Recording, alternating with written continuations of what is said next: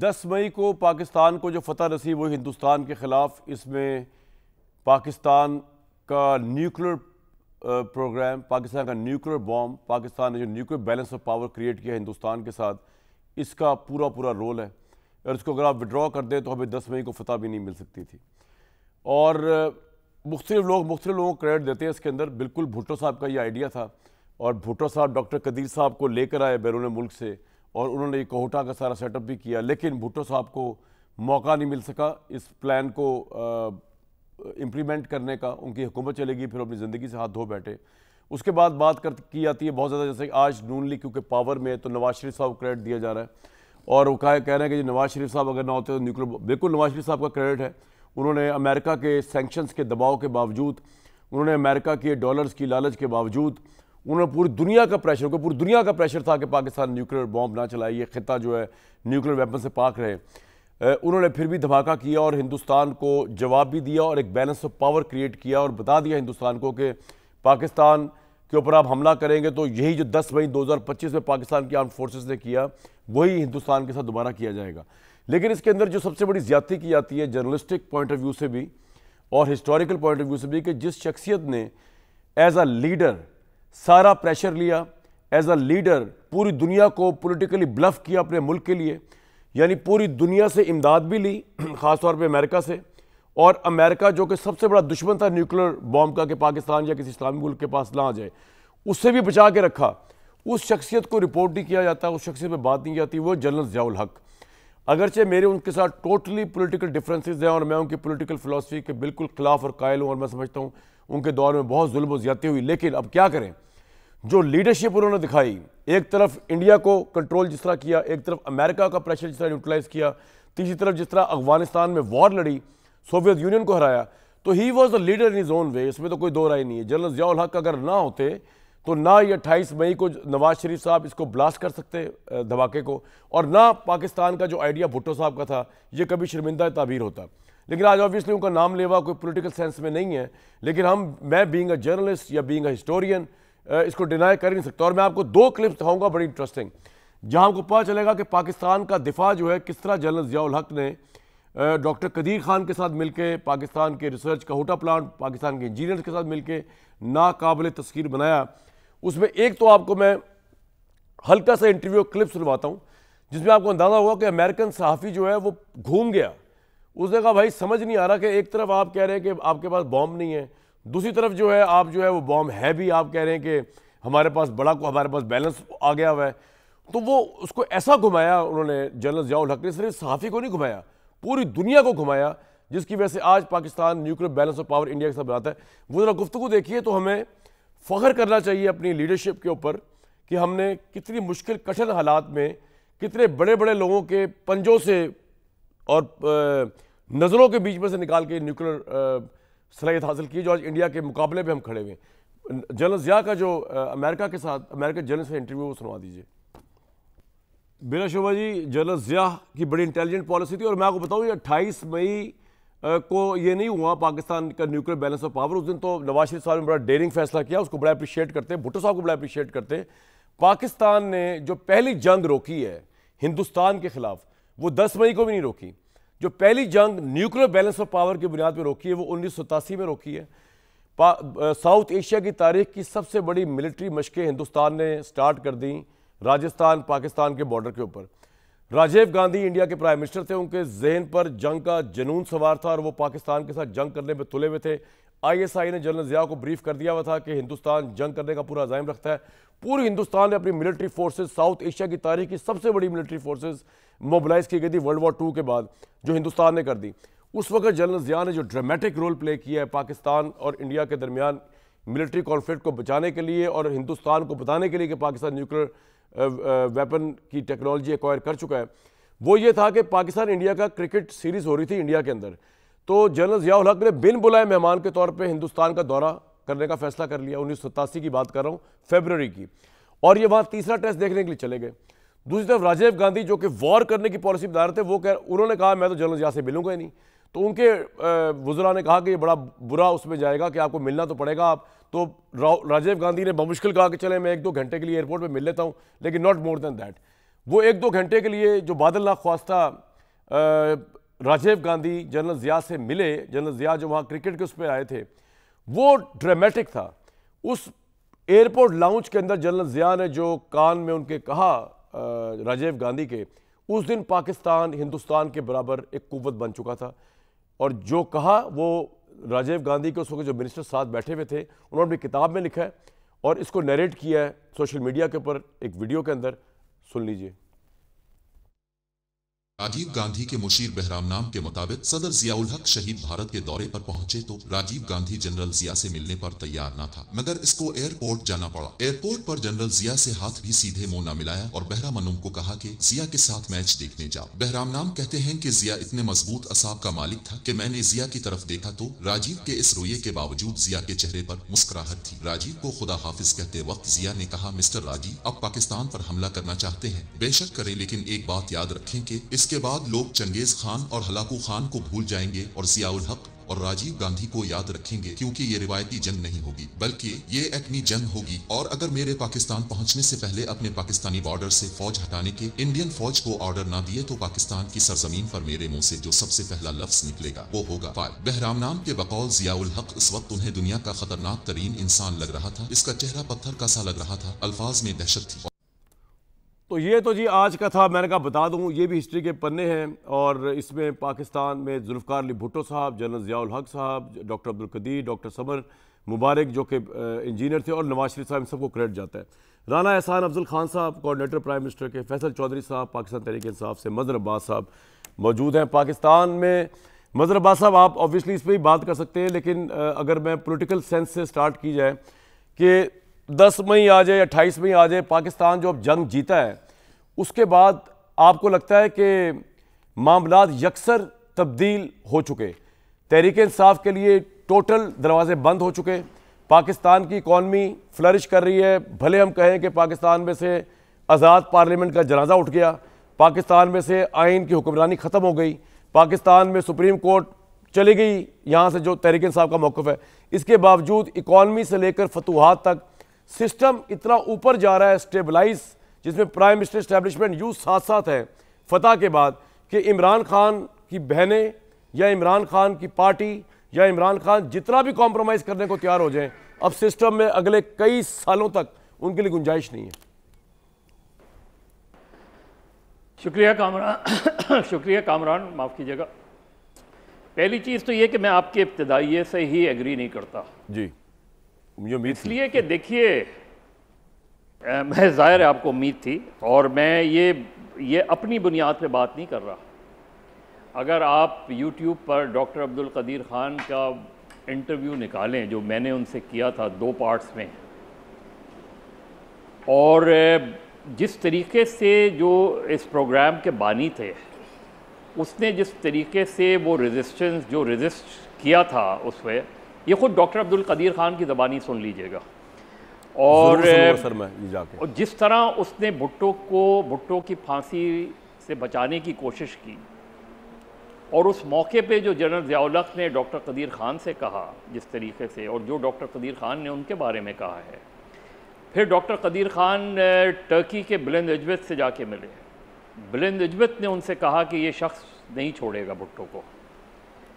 अगर आप एक खालिक, उस प्रोग्राम के खालिक को ही फांसी चढ़ा दें, अच्छा ये पॉइंट तो मैं उस शख्स को क्रेडिट कैसे दे सकता हूँ इस सारी चीज़ों का? ठीक है, यानी आपने जो प्रोग्राम, जिसने प्रोग्राम की बुनियाद डाली, जिसने अमेरिकन प्रेशर को रेजिस्ट किया, उससे कहा गया कि you will be make horrible example, और वो हॉरेबल एग्जाम्पल बन गया। और बनाने वाला हॉरेबल एग्जाम्पल कौन था? जनरल ज़ियाउल हक। उसमें अब इसको आप दूसरे कॉन्टेक्ट, जिसका नाम आपने नहीं लिया ना, जिसका नाम डॉक्टर कदीर ख़ान ने सबसे ज़्यादा लिया था आफ्टर भुट्टो, वो था ग़ुलाम इसाक़ खान। हाँ जी, वो भी हैं, बिल्कुल बिल्कुल। उन्होंने कहा जिस तरीके से ग़ुलाम इसाक़ खान ने इस प्रोग्राम के सिलसिले में आफ्टर भुट्टो मेरी मदद की थी, उसके अलावा किसी और ने नहीं की थी। दूसरी बात ये कि जो 98 में जब ये धमाका हुआ था उस वक्त की वीडियो निकालें और उस वक्त की वीडियो निकाल के देखें कि डॉक्टर अब्दुल कदीर ख़ान को किस तरीके से अंडरमाइन करने की कोशिश की गई थी। और दूसरे लोगों को ऊपर चढ़ाने की कोशिश की गई थी। नहीं सर, हम तो क्रेडिट दे रहे हैं ना, किसी ने दिया नहीं दी। सर बात ये है कि औरंगजेब ने अपने बाप को कैद करके या अपने भाइयों को मार के इक़्तिदार लिया, इट डजंट मैटर। उसने जो अचीवमेंट्स किए हैं उनको आप डिनाई तो नहीं कर सकते। And the same goes for Ziaul हक। क्या बात हुई यार, जी कमाल कर रहे हो। नहीं कामरान कमाल कर रहे हो। जिसने प्रोग्राम की बुनियाद रखी उसको तो क्रेडिट दे रहे हैं sir. He is the founder, कबूल ही इज द फाउंडर। जो उस प्रोग्राम के खातिर फांसी चढ़ गया, जी तो फांसी चढ़ाने वाले को आप हीरो साबित कर दें। नहीं, मैं हीरो साबित नहीं कर रहा सर। जनरल ज़ियाउल हक ने तमाम तरह प्रेशर के बावजूद उसको रखा ना, न्यूक्लियर प्रोग्राम को जारी रखा। इसमें मैं क्या कर सकता हूं? बात नहीं कर रहा। जी You just go through the interview of Dr. Abdul Qadir. मैं आपका इंटरव्यू जरूर देखूंगा, इसमें दोबारा बहस कर लेंगे। ज़ियाउल हक के 11 साल दोबारा डिस्कशन कर लेंगे सर। उस एक मिनट कामरान, एक मिनट। जी उनके 11 साल के पीरियड थे। उस पीरियड में अमेरिकन की मजबूरी जनरल ज़ियाउल हक बन गए। जी बिल्कुल ठीक है। वजह अफगानिस्तान, बिल्कुल ऐसे ही अफगानिस्तान था। अफगानिस्तान की वजह से वो ना कोई सैंक्शन लगा सकते थे पाकिस्तान पे, बल्कि उन्होंने डॉलर्स के मुंह खोल दिए थे उसमें। तो general Ziaul Haq as being an smart general, he took advantage of the situation. और वो जो प्रोग्राम था, न्यूक्लियर प्रोग्राम, वो पाकिस्तान की नेशनल पॉलिसी बन गया था। बिल्कुल ठीक कह रहे हैं आप। कब वॉट में इस प्रोग्राम को जारी रखा जाए, तो वो जनरल ज़ियाउल हक ने जारी रखा। मैं आपका पहले इंटरव्यू देख लूं डॉक्टर कदीर साहब का। कर दिया। एक इंटरव्यू मैंने भी उनका किया था, लेकिन आपका इंटरव्यू ज्यादा मुफस्सल होगा, आई बिलीव इट। मैं पहले वो आपका इंटरव्यू देखूंगा, फिर आपसे इस पर बहस करूंगा जरूर। अब मैं जरा आगे चलता हूँ, दोबारा आपको दूसरी जो बात कह रहे हैं आप, जी दूसरी आपका सवाल है बुनियादी तौर पे, उस पर आ जाए। देखिए, हम पिछले 2 साल से आप उठा लें, इमरान खान साहब के साथ क्या होता है क्या नहीं होता। इमरान खान अक्यूज्ड हैं, अभी तो अक्यूज्ड हैं, एक केस में कन्विक्ट हैं। इन सबको अपने सामने रखें आप। मुझे सारे लोग ये बिल के बता दें कि क्या 8 फरवरी का इलेक्शन फ्री एंड फेयर था।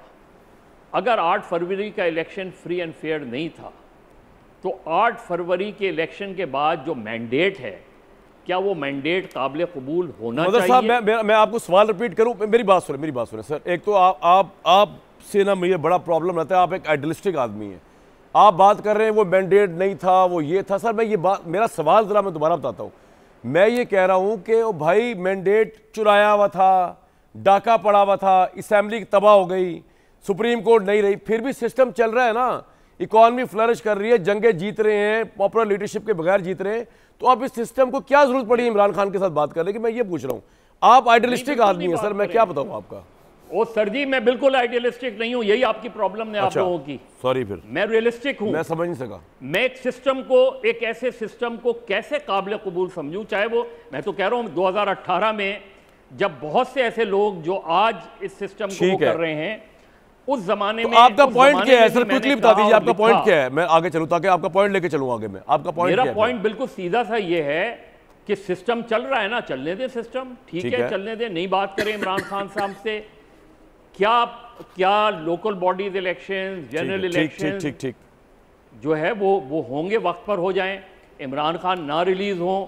लेकिन क्या आज भी पिछले 2 साल से आप बताएं, हम हर दूसरे प्रोग्राम में क्या इमरान खान को डिस्कस नहीं कर रहे? वो तो करते हैं, लेकिन उसको फायदा नहीं ना हो रहा, बाहर थोड़ी आ रहा है। इमरान खान अगर वो किसी सिस्टम का हिस्सा ही नहीं है। नहीं, वो मौजूदा सिस्टम का हिस्सा नहीं है। कर रहे हैं आप, एक सिस्टम है, आप इकोनॉमी को डिस्कस करें। ठीक है, ये आपका पॉइंट आ गया। आप अपनी फतूहात को डिस्कस करें। बिल्कुल ठीक है। Why you are discussing Imran Khan? ठीक है, हमने इररिलेवेंट। ये आपका पॉइंट आ गया जी।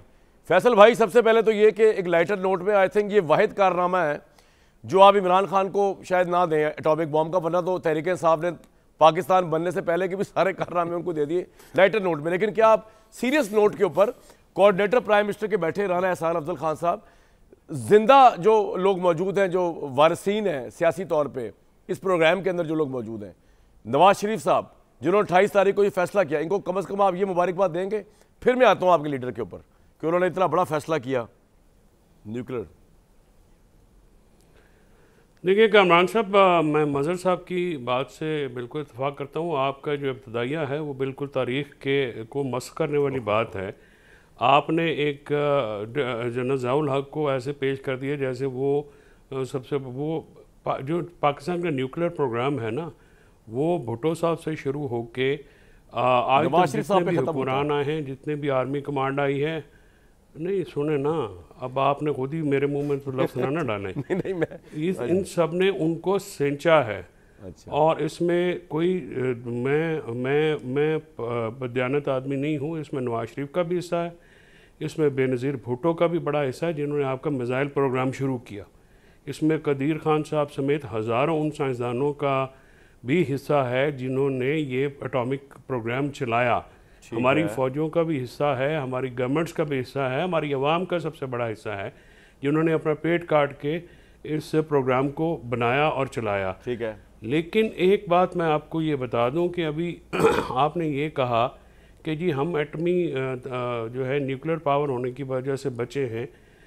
रशिया के पास जब रशिया टूटा था, मज़र साहब विल बेल मी आउट, तकरीबन 5000 के करीब न्यूक्लियर जो हैं यूएसएसआर, उनके पास 5000 के करीब न्यूक्लियर हथियार थे, लेकिन वो डिसमेंटल हो गए थे। न्यूक्स जो हैं वो आपको मुल्क का दिफा जो है नाकाबिल तस्कीर नहीं बनाते, निज़ाम बनाते हैं, जिसको आपने औरंगज़ेब की मिसाल दे के जो है वो डार्क एजेस में ले गए हैं। जमहूरियत की मिसाल तो जमहूरियत से देंगे ना आप। जमहूरियत की मिसाल तो आप देखेंगे कि वेस्टमिंस्टर जमहूरियत हमारी, वहाँ पे क्या होता है, आप देखिए अमेरिका में क्या होता है। हम अच्छी इकॉनमी से मिसाल देंगे ना, चाइना में बड़ी अच्छी इकॉनमी है, हो सकता है हमारे हिसाब की डेमोक्रेसी वहाँ पे ना हो, चाइना में बड़ी अच्छी इकॉनमी चल रही है, देखिए मिसाल देंगे। चाइना में टैटू रखा है, जमहूरियत में है क्या? फर्क है। It's a fail flop concept in Pakistan. नहीं, ऐसी बात नहीं है। आप पता नहीं क्यों, चाइना में और पाकिस्तान में फ़र्क है। चाइना में लोगों की ज़बान, मज़हब, रिलीजन प्रीडोमिनेटली एक है, ऑल अक्रॉस। हमारे यहाँ पे नहीं है। हमारे यहाँ पे 4 सूबे हैं तो चारों की ज़बानें भी मुख्तलिफ हैं। हमारे हर 30 मील बाद जो है कल्चर बदल जाता है, बोली बदल जाती है, खाना बदल जाता है, बाज़ जगहों पे मज़हब बदल जाता है। तो इशू ये है कि आपको अपने इलाके के मुताबिक करनी होती है ना काम।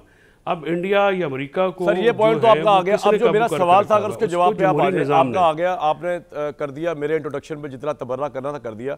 मेरा अपना पॉइंट ऑफ व्यू चीज़ों को देखने का, आपका मदर साहब का अपना पॉइंट ऑफ व्यू, पॉइंट आ गया आप लोगों का। वो लायके तबर्रा ही था वैसे आज। कोई मसला नहीं, आई डोंट माइंड। मुझे पता है आप लोगों के हर एक के क्या क्या मसले मसाइल होते हैं, हर एक। मदर साहब की बात नहीं कर, आपका तो खास तौर पर पता है।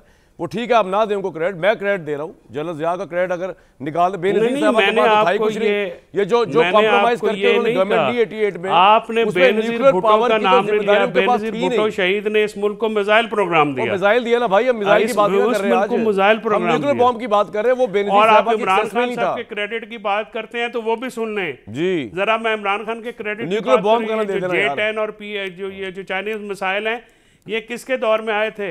अच्छा, वो जो उस वक्त मुजाहिद अनवर साहब थे। अच्छा, मेरे सवाल का जवाब दे रहे हैं आपने, या मैं आगे जाऊं? पैसे दे के ये जहाज कह रहा हूं मेरे भाई, सिस्टम से आप निकल गए। आप हमसे क्रेडिट नहीं ले सकते। फतुहात हो रही है इकोनॉमिक और मिलिट्री फ्रंट पे, क्या सोचा है? ओ भाईजान, नहीं होंगे। एक इवेंट हेयर एंड देयर, आपकी वो सिचुएशन वापस आ जाएगी। इधर को हाथ मारें, कोई तारीख भी पढ़ लें, कोई किताबें भी पढ़ लें, इनको कहें वो क्या कहते हैं कि इमरान खान साहब को तो जो भी मशवरा देने वाला वो भी अजीबोगरीब है। और ये तो बिल्कुल आप ऐसी बात करें कज फहमी की, कम अकली की, ऐसे थोड़ी होता है। यानी मतलब आप कह रहे हैं जी कहाँ इकॉनमी फ्लोरिश हो रही है? आए ना पूछें आम आदमी का क्या हाल है, मिडिल क्लास का, आम आदमी बिल्कुल ठीक है, मर गए। इकॉनमी फ्लरिश हो रही है, कहाँ फ्लरिश हो रही है? क्या फॉरेन डायरेक्ट इन्वेस्टमेंट आई है? पाकिस्तान में कौन से कारखाने चल रहे हैं? फैसलाबाद में लूमें बंद हैं, सारी इंडस्ट्री आपकी बंद पड़ी है। कराची में मजर साहब बता देंगे आपको क्या हाल है। इमरान खान कहाँ पे सियालकोट में जो सूरत हाल है, क्या फायदा है? कुछ तरीके से बाहर निकलवाओ भाई। इमरान खान इररिलेवेंट नहीं हो सकता। इमरान खान इररिलेवेंट नहीं हो सकता। इमरान खान और जिस तरह एस्टैब्लिशमेंट और हुकूमत में आप फर्क नहीं कर रहे ना, इस आप इमरान खान तो एक है, फर्क करें। आप जले इस बात इमरान खान नहीं, मैं क्यों जलूं? मैं तो खुश होऊंगा अगर कोई इकोनॉमी के लिए कोई काम करे। इन्होंने अपना ही नाम इकोनॉमी रखा हुआ है, हुकूमत ने। कौन से अपना इन्होंने अपना लगा दिए हैं जी। चले, आपका पॉइंट आ गया, जो है बहना शुरू हो गई है। पॉइंट आ गया। राना कोई एक तो बताएं, रोटी खाने के लोग काबू हैं, ताजर रो रहे हैं, किसान रो रहे हैं, अगर आप तनख्वाहदार कब से चौधरी साहब की बात को सीरियस ना भी लेना, जो कि आपको लेनी चाहिए वैसे तो, क्योंकि मेरे जानने वाले हैं, तो आप सीरियस लिया करें इनको। तो मजहर अब्बास साहब ने जो बात कह दी है ना, इस दलील पे तो बिल्कुल ना ले। आपका तारुफ जो है कोई इतना अच्छा नहीं है, मैं जाना ना यार सवाल। चले ठीक है फैसल भाई, अल्लाह ना करे फिर आपको कभी आवाज आवाज दे कहाँ है कि आवाजें लगा रहे हो, तो फिर हम ही काम आएंगे आपके। अच्छा एनी हाउ, मैं जरा आगे चलता हूँ। नहीं वो तो आप आएंगे, वो तो तो सर आप जानने वाले, हम तो ऑन कर रहे हैं आपको भाई समझते हैं, आप ना करें हमें ऑन, कोई मसला नहीं। अच्छा हम तो इमरान खान को भी ऑन करते हैं भाई, हम तो कहते हैं बाहर निकले तो करते हैं। हाँ हम तो ये कह रहे हैं, आपकी पार्टी नहीं चाहती बाहर आए, क्योंकि बाकियों की चांदियां खत्म हो जाएंगी जो ड्रामे चल रहे हैं इधर। बहरहाल राणा साहब बात ये है कि मैं ये कह रहा हूँ, चले फैसल भाई जो है ना वो तो एक पॉलिटिकल आपका ऑपोजिट ग्रुप, मैं मदर साहब की बात को बहुत अहमियत देता हूँ। वो ये कह रहे हैं कि जनाब कुछ कर लें, Imran Khan will not be irrelevant, और आप कुछ भी कर लें, जितनी प्रॉस्पेरिटी दिखा दें, जब आपका इलेक्शन ही फ्री फेयर नहीं हुआ, जब आपने पार्लियामेंट को रबर स्टैम्प बना दिया, पता नहीं क्या कुछ कर दिया, तो ये कामयाबियां जो सब खोखली हैं, ये 28 मई यौम तकबीर, ये सब खोखला कर रहे हैं आप जो कर रहे हैं, ये सिस्टम चल नहीं रहा, ये कंपनी चल नहीं रही, वो ये कह रहे हैं। बिस्मिल्लाहिर्रहमानिर्रहीम। देखें सबसे पहले तो 27वीं एनिवर्सरी है 28 मई की, और 60% जो पाकिस्तान की आबादी है वो तकरीबन जो है वो 30 साल से नीचे ही है। तो 60% आबादी पाकिस्तान की जब पैदा हुई या होश संभाला तो पाकिस्तान न्यूक्लियर स्टेट था, लेकिन डेफिनेटली इसके अंदर क्रेडिट उन सब हुकूमतों को जाता है, और शुरू जुल्फ़िकार भुट्टो साहब से होता है जिन्होंने ये बुनियाद रखी nuclear program. General Zia and जो है वो मियां नवाज शरीफ बीच में ज़िया का नाम तो ले दिया करें यार, क्या बायस है आप लोगों सारों का है नाम लेना होगा।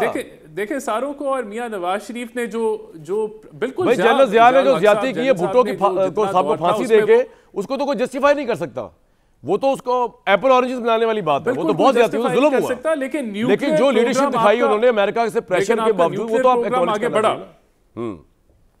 जो 87 में जाके उन्होंने तो कह रहा हूं राजीव गांधी को कहा, जिस तरह उन्होंने कहा, उनकी किताब में लिखा है उसके मशीर की। बहरहाल आप बताएं, आगे बताएं, मेरा अपना पॉइंट ऑफ व्यू इसके ऊपर जी। तो अल्हम्दुलिल्लाह आज पता नहीं पान में कौन सा सही मसाला डलवा लिया, स्टेट डिक्लेयर। यार जनरल ज़िया की पॉलिटिकल नजरिए को जस्टिफाई नहीं कर रहा इधर, मैं तो कभी नहीं कर सकता। तो जी राणा साहब, तो मैं ये कह रहा था कि जो प्रेशर मियां नवाज शरीफ पे पहुंचा और उसके बाद जो रिपरकशंस आए वो भी मियां नवाज शरीफ की हुकूमत ने वो तो बता दिया। मौजूदा हालात में आ जाए यार, बहुत मुबारक हो आप लोगों ने प्रेशर लिया कौम की खातिर। अच्छा अब मौजूदा बड़ा काम है। हाँ जी मौजूदा भाई मुबारक आपको, बहुत सुबह से मुबारकबादें चल रही है आप लोगों की जी। चले मैं जी अच्छा 2 पॉइंट रेज हुए ना, एक तो निज़ाम की बात की फैसल चौधरी साहब ने कि रशिया का निज़ाम, तो मुझे बता दें 2018 में कौन सा निज़ाम नाफिज हुआ था और कौन से ये तो घटिया निजाम था ना, आप इनको छोड़े। आप देखिए मैं आपको बताऊं, आप नहीं बीबीसी पे नहीं उनका मैं तो जवाब दे रहा हूं ना मुझे हमारा जर्नलिज्म क्यों गिर रहा है जनाब, मुझे बात मैं आपसे बात कर रहा हूं, आप ही को मौका दे रहा हूं, लेकिन सही दिशा पे है ना। ये छोड़ दें, एक पैथेटिक एग्जांपल दे के खुद को डिफेंड ना करें, अपना बताएं आपका निजाम क्या चल रहा है भाई, उसकी बात करें ना सर। आप ही ने बात करें। हमारा निजाम तो बहुत अच्छा चल रहा है। हाँ। मैं अपने निज़ाम पे तो आता हूँ ना, वो बड़ा अच्छा चल रहा है, उसका दिफा मैं एंड में करता हूँ, लेकिन मुझे फैसल चौधरी साहब को बता लेने दें कि जो 2018 में निज़ाम खान साहब ने चलाया था, जिसमें वो predator of press freedom index के बने थे और सब कुछ हुआ था, वो निज़ाम जो है वो भूल जाते हैं, इनको डिमेंशिया हो जाता है। दूसरी बात, मज़हर साहब ने बात की ये 8 फरवरी की, तो मुझे ये वो अपने दिल पे हाथ रख के बता दें कि 25 जुलाई 2018 को जो इलेक्शन था वो फ्री एंड फेयर था। उससे पहले जो कहानी डाली उसके बाद जो कहानी डाली, आप ये कह रहे हैं कि वो भी बेईमानी इलेक्शन था, हमने बेईमानी की है। अच्छा आप ये कह रहे हैं, वेरी गुड भाई, क्या आर्गुमेंट है? देखिए मैं अब नहीं मैं ये नहीं कह रहा, मैं ये कह रहा हूं कि इलेक्शन में मसाइल हमेशा रहते हैं, वो हल मैं ये कह रहा हूं कि इलेक्शनों में हमेशा मसाइल रहे हैं पाकिस्तान के, हल तब निकलेगा जब सब सियासतदान इकट्ठे बैठेंगे। और राणा साहब ये ऐसी ट्रेडिशनल जुमले ना बोला करें, जब सब सियासतदान इकट्ठे बैठेंगे। अभी इमरान खान को इकट्ठा बिठाने की बात आगे आप लोग की टांगे कांप जानी है, आप कहेंगे तो ये हो ही नहीं सकता। नहीं देखिए हम तो नहीं, खान साहब का बैठना तो जरूरी नहीं है, खान साहब तो 14 साल की सजा का माशाल्लाह, और आगे वो एक पॉपुलर पार्टी के सरबराह, उनका बैठना जरूरी नहीं है, तो फिर पीछे रह क्या गया? Very good. बिल्कुल भी नहीं है, बिल्कुल भी नहीं है। देखें सियासी जमातों को बैठना चाहिए, सियासतदानों को बैठना चाहिए। तहरीक इंसाफ सियासी जमात नहीं है, सियासतदान मैदान में उनको बैठना चाहिए, बिल्कुल है। तो उनका सरबराह अगर नहीं होगा तो क्या होगा? हमने दहशतगर्दी पे नेशनल सिक्योरिटी नहीं, तो देखें अगर तो पीटीआई है या वो खान है, देखें ये तो हम तो जमात लेते हैं ना। अच्छा दूसरी बात जो इन्होंने की, इन्होंने कही जी कहाँ मईशत ठीक हो रही है। कोई नहीं कह रहा कि पाकिस्तान में दूध शहद की नहरें बह रही हैं, गुर्बत भी है, 20 मसाइल हैं, लेकिन जो दुनिया है वो रिकग्नाइज कर रही है कि मीशत बेहतर हो रही है। अगर बैरेंस कह रहा है कि मिनी मिरेकल हो गया, सर एक मिनट रुक जाए, तो ये बड़ी बात है। इधर रुक जाए, आपका पॉइंट आ गया। फैसल साहब, आपको बात समझ नहीं आ रही। मईशत जैसी भी हो रही है, जो कुछ भी हो रहा है, आप ये नोट कर रहे हैं कि सबसे बड़ी यूएसपी ये है कि शहबाज शरीफ साहब, आज आप देख रहे हैं दो जिस्म एक कल किस तरह एस्टेब्लिशमेंट के साथ खड़े हुए हैं। आपको तो मौका मिल ही नहीं रहा, तो आपके पास तो मौका है ही नहीं। ये सारी बातें, ये इलेक्शन फ्रॉड हो गया, ये पार्लियामेंट रबर स्टैंप हो गई, इसका क्या फायदा है? ये हुकूमत 1.5 साल पूरे कर गई है, अगले और 1.5 साल, अगले और 1.5 साल पूरे कर जाएगी। आपके पास तो कोई एग्जिट स्ट्रेटजी नहीं है इमरान खान को बाहर निकालने की, सवाई ये बातें करने के जी उसको होना चाहिए, इकॉनमी तबाह होगी। इसके अलावा आपके पास क्या है आपके बल्ले?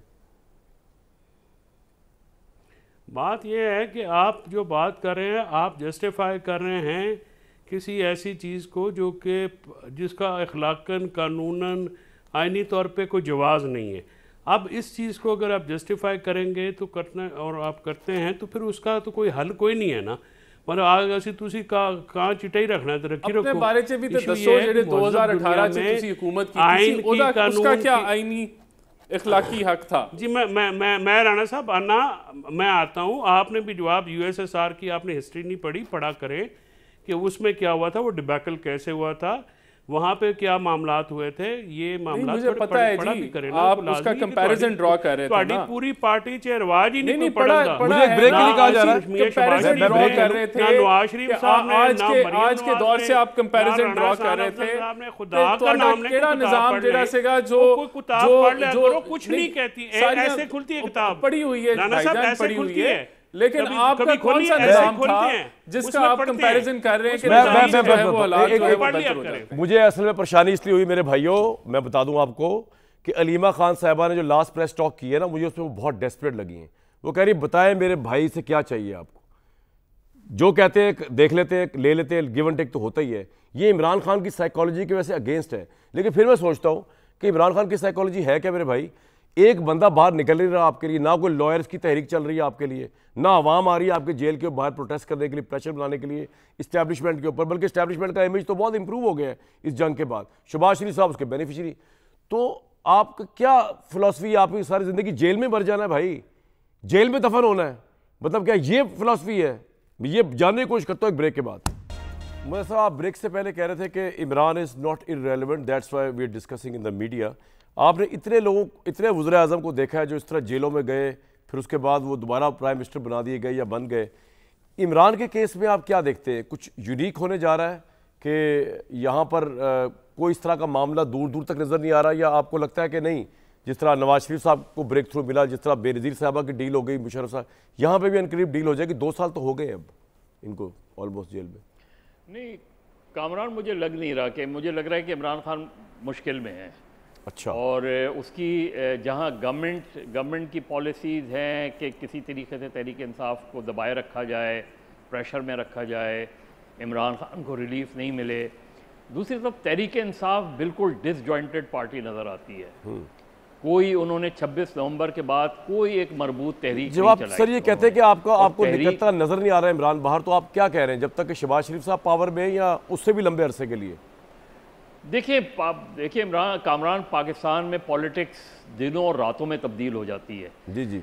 लेकिन इस वक्त मुझे शहबाज शरीफ, जाहिर है जो जंग के बाद की सूरत हाल है उसमें शहबाज शरीफ या ये सिस्टम मुझे कहीं डिरेल होता नज़र नहीं आ रहा। ठीक है, मुझे फ़िलहाल ये सिस्टम चलता हुआ नज़र आ रहा है। अब जैसा भी चल रहा है, लेकिन चल रहा है ये सिस्टम, क्योंकि प्रेशर कोई ऑपोजिशन का नहीं एग्जर्ट हो रहा, ना आवाम का प्रेशर है उस तरह। बिल्कुल ठीक है, यूनाइटेड भी नहीं है सर, कोई तहरीक, बिल्कुल आपने बड़ी वैलिड बात की है, इस तरीके से नहीं हो पा रही। बिल्कुल ठीक सर, बड़ी आपने वैलिड बात की कम टाइम में।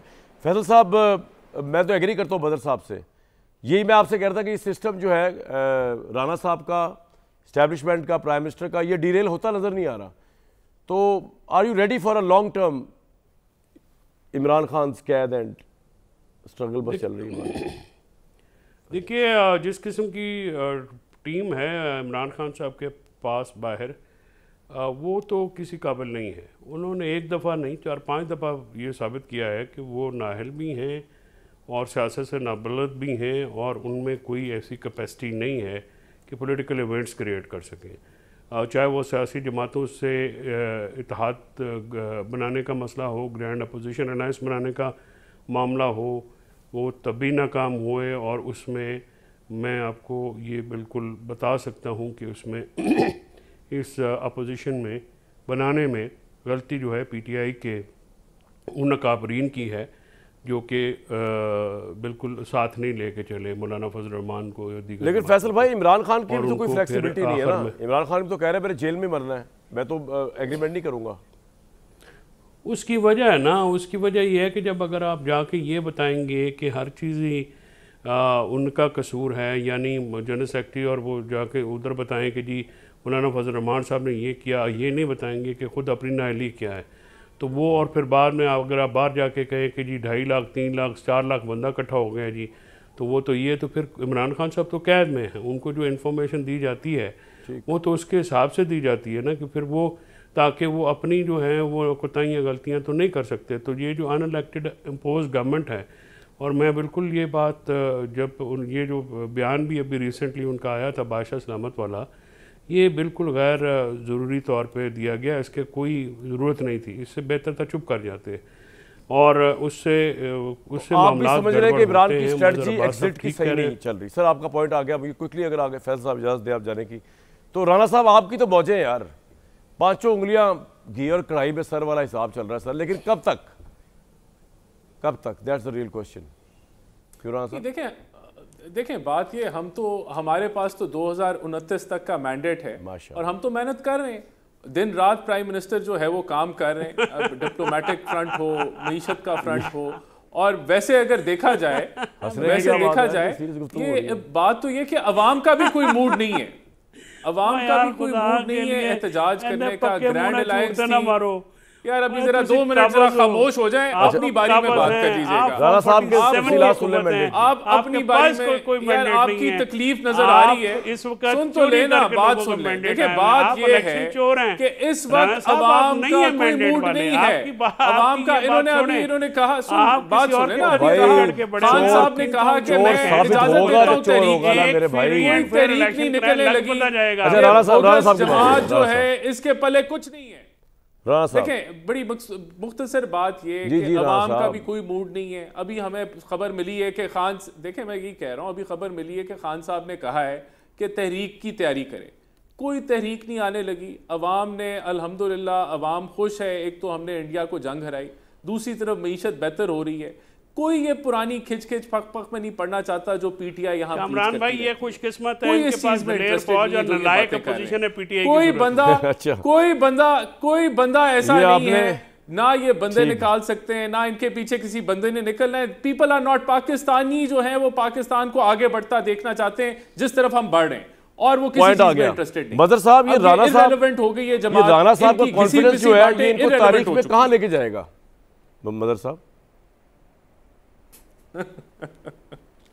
जी मदर साहब आपसे पूछ रहा हूँ, ये राणा साहब का कॉन्फिडेंस, क्या पूछा आपने? मैंने कह रहा हूँ ये राणा साहब का जो कॉन्फिडेंस है कि सब कुछ ठीक चल रहा है, वो भी सब ठीक है, खुद भी ये ठीक है, ये कहाँ लेके जाएगा तारीख में? मुझे कामरान राणा साहब, बिल्कुल राणा साहब का कॉन्फिडेंस समझ में आता है, लेकिन राणा साहब ये बताएं कि ये जो कुछ हो रहा है पिछले 2-2.5 साल में, क्या ये मीसाक़ जमहूरियत के ऐन मुताबिक है? क्या ये जो इस वक्त है ये बयानिया क्या वही है जो नवाज शरीफ का बयानिया था, या ये मुख्तलिफ बयानिया है? क्विकली राणा साहब, क्विकली ये बयानिया वो है या नहीं है? मदर साहब रुक जाए please, let me take his response. बयानिया के ऐन देखें, जब एक जमात का लीडर, जी राणा साहब देखें, जब एक जमात का लीडर जो है वो अपने मुंह से सिर्फ नफरत जो है वो बोल सकता है और वो पोलराइजेशन की बात कर सकता है, वो तो ग्रैंड अलायंस नहीं बना सकता, तो फिर बदकिस्मती से वो जो आप कह रहे हैं कि मिसाक़ जमहूरियत होगी, कैसे होगी? वो खान जो है मिसाक़ जमहूरियत तो है, सब जमातें एक तरफ है, ये सिर्फ खान की जमात है जो पीटीआई को एक तरफ रखे। वो जो चार्टर ऑफ डेमोक्रेसी लोगों ने जो एग्री किया था, क्या ये इस वक्त सिस्टम उसके ऐन मुताबिक चल रहा है? मैं शर्त लगा के कह सकता हूं राणा साहब ने नहीं पढ़ा सिस्टम जो है जो देखें, अच्छा राणा साहब ने भी नहीं पढ़ा है, एनआरडी पार्टी ने पढ़न दा रिवाज हर बारी मैं बिल्कुल पढ़िया है तुहानू पढ़न दा रिवाज। तो मुझे उसकी एक बड़ी इंपॉर्टेंट शिक है चार्टर ऑफ डेमोक्रेसी की। मैं एक ब्रेक ले रहा हूं, आप जब तक पढ़ लें मैं ब्रेक से वापस आता हूं, मुझे बताएं मजहर साहब किस तरफ इशारा कर रहे हैं, इशारा किस तरफ है उनका? एक ब्रेक लूंगा। राणा साहब, चार्टर ऑफ डेमोक्रेसी में क्या रखा है? वैसे भी आपकी पार्टी आजकल तो उसके ऊपर चने और समोसे रख के खा रही है, मौज करें। ये मदर साहब है, ये नजरियाती तौर के आदमी हैं, बस ठीक है, इन लोगों को जवाब देना नहीं बनता। आप जैसे लोगों को आप आराम से एंजॉय करें, और फहल चौधरी साहब जैसे लोगों के लीडरों को जेल में ही होना चाहिए इन लोगों के करतूतों की वजह से, उनकी पार्टी। कल तक इजाज़त।